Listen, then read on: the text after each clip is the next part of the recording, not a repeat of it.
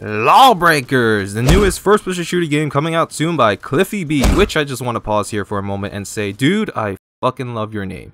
Cliffy B. It just rolls off the tongue. How are the wife and kids, dude? Yeah. Anyway, back on topic, Lawbreakers, the newest AA, his words, not mine, first-person shooter game that, if I had to describe using other games as an example, is basically the birthchild of Quake, Doom, Unreal Tournament, with a bit of DNA from Team Fortress 2. According to the website, it's a game that promised to challenge even the best of players to get off the ground and learn new ways to play in a fast-paced, omnidirectional multiplayer FPS combat unlike anything you ever experienced before, which, considering the fact that I use other games just now to describe this game, I have to completely disagree. However, that isn't a bad thing considering the examples that I brought up are good games, you know? So, yeah. Anyway, this is a Biocry video, which means I'm going to ramble on about the game for however long in the hopes that whatever comes out of my mouth is enough to inform you whether or not you want to buy the game. To which, that being said, let's start off with the most important factor to consider for any games that you may buy. Optimization. To start, the game has come a long way from when I first played it in closed beta, where performance-wise, I can actually play the game on high settings now without my PC crying bloody murder. Running a GTX 970 alongside an i5 and 8GB of RAM, I actually haven't had any problems with the game so far. For the first hour, that is. After which, the game proceeded to start stuttering, and while not game-breaking, it is really freaking annoying, especially considering how fast-paced this game is. People that I played with have also reported the same problem, so my guess is that there's a memory leak somewhere that needs duct taping. And you may be complaining about the fact that maybe it's because my computer isn't up to par, but I had people with monster PCs also run into the same issue.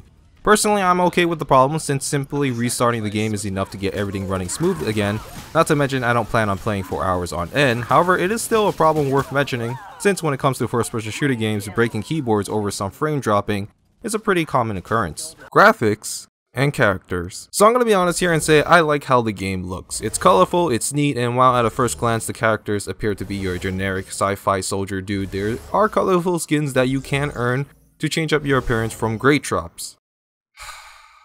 Really? Crate drops? Anyway, that aside, the skins you can earn in-game are pretty cool, with some being straight up nightmares for anyone that has an OCD of, hey, that doesn't look quite right, but I like it, and to be honest, it's better than having another fucking game being made with the color palette consisting of fucking shit. Unfortunately, with all that said, the personalities of the characters themselves are just flat out cringy. It reminds me of my 13-year-old cousin trying to dress up and act all badass, only she hasn't quite realized that badass does not equal neon colors of the freaking rainbow. Every line of dialogue coming out of the mouth of these law and breakers feels like someone shoved in a curse word just cause they could. Listen, developers, I understand that you're trying to connect with your audience, or maybe not, who knows, maybe you're trying to go for that cringy factor, but realize that no one in their right mind actually talks like this. Gameplay. So, we finally got to the juicy part of the ramblings, and it's actually the day after tomorrow, so I got myself a good night of sleep to think everything through, and I have to say that playing Lawbreakers is fun. Boom. End of story, right? Well, not exactly, because you see, over my 30 hours into the game, I'm starting to see a lot of trends. The first of which is basically all the maps are designed with the same philosophy.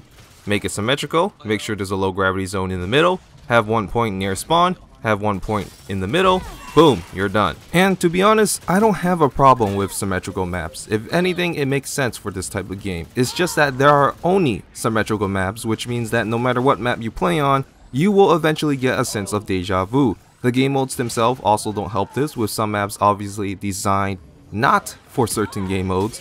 Blitzball, for example, is horrible on smaller maps, with people scoring within seconds of the ball spawning in without any counterplay from the enemy team. It's as if the developers wanted people to play any game mode on any map, which just does not work. Thankfully, the gameplay itself is, as I said before, fun. It's fun to shoot, it's fun to fly around, it's fun to shoot people behind you, it's fun to kick someone in the face. And when you get good teams on both sides with a game mode that matches the map, well, you're gonna enjoy every second of that match, in my opinion. It's not perfect. For example, objective markers for whatever reason are huge and can get in the way when you're trying to kill someone. There are some limits to key binding, which I don't get. Just let me bind any action to any key that I want, please. And balancing is a bit whack at the moment, but let's be honest, that is to be expected. Overall, Lawbreakers is a game that I enjoy.